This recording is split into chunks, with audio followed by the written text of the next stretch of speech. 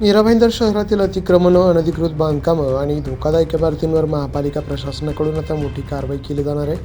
या कारवाईसाठी आवश्यक यंत्रसामग्री आणि वाहनं उपलब्ध करून घेण्यासाठी महापालिकेनं तब्बल 3 वर्षांसाठी ई-निविदा मागवली आहे. या कामासाठी तब्बल 9 कोटी रुपयांची अंदाजित तरतूद करण्यात आली.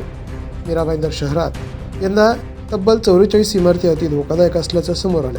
त्यापैकी आत्तापर्यंत 5 ते 6 इमारती जमीनदोस्त करण्यात आल्या आहेत. तर शहरातील अनधिकृत बांधकामांवरही या निविदेच्या माध्यमातून कारवाई केली जाणार आहे.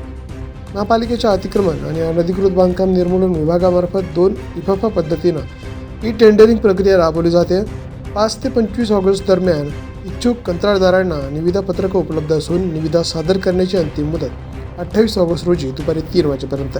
मात्र या सगळ्या कारवाई दरम्यान महापालिकेसमोर आणखी एक महत्त्वाचा प्रश्न आहे, तो म्हणजे कारवाईचा खर्च वसुलीचा.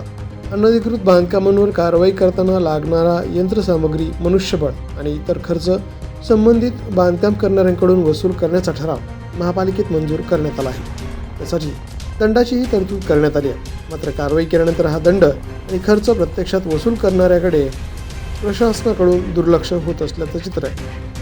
त्यामुळे एकीकडे अनधिकृत बांधकामांवर कारवाईसाठी तब्बल 9 कोटींची तरतूद केली जात असताना दुसरीकडे कारवाईचा खर्च आणि दंड वसुली कधी होणार हा प्रश्न उपस्थित आहे. पोलीस न्यूजसाठी श्रीधर चव्हाण, मीरा भाईंदर.